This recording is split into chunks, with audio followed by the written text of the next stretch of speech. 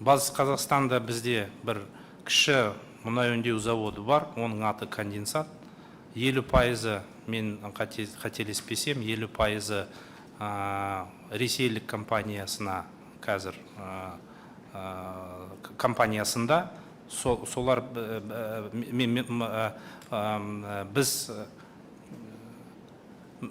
Ресей Федерациясының ресми түрде хатын алдық энергетика министрлігінен осы мұнай өңдеу заводын Ресей мұнаймен жүктеуге.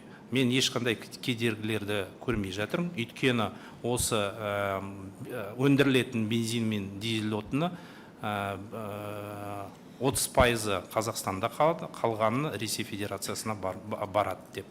Осындай келісімге келдік.